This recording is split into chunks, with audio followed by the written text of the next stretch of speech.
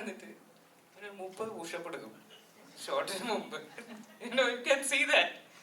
എന്നിട്ട് പോയിട്ടാ പുള്ളി സ്ട്രഗ്ലിംഗ് സീൻസ് ഒക്കെ അഭിനയിക്കുന്നത്. സോൾബി ചേച്ചി please come.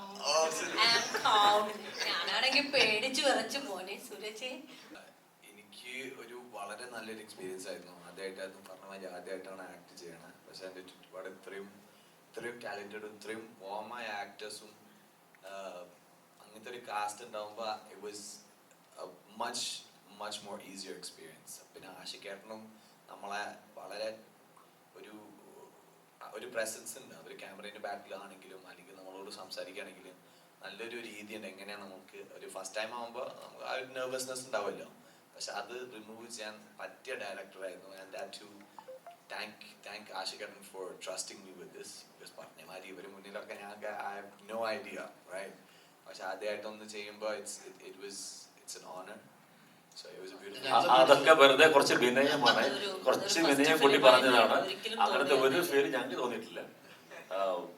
Sooraj first day തന്നെ അതിഗംഭീരമായിട്ട് പെർഫോം ചെയ്തിട്ടുള്ള സീൻസ് ആയിരുന്നു. ചെറുതായിട്ടൊന്ന് പേടിച്ചു. അതെ, സൂരജിന്റെ ഒരു പ്രിപ്പയർ ചെയ്യുന്ന ടെക്നിക്ക് തന്നെ നമ്മൾ ഞെട്ടിപ്പോയിട്ടുണ്ട്.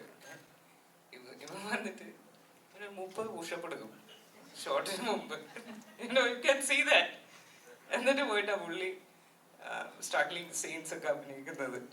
So it was passionate to watch him also. Very beautiful ആയിരുന്നു അത്.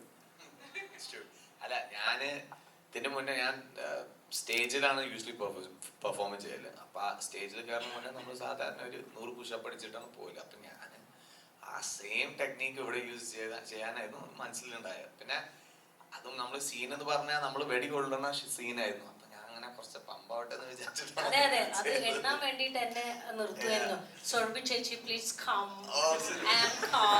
ഞാനാണെങ്കിൽ പേടിച്ച് വിറച്ച് പോനെ. സുരജ് അല്ല, ഹനുമാൻ കൈൻ്റെ ഒക്കെ ആണല്ലോ ഇവൻ.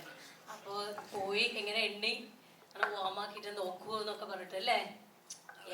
ഇവര് കോൺഫിഡൻസ് ഒക്കെ ഉണ്ടായിട്ടാണ് നമുക്ക് ചെയ്യാൻ പറ്റിയത്. Like it was really fun. It was a beautiful time and yeah.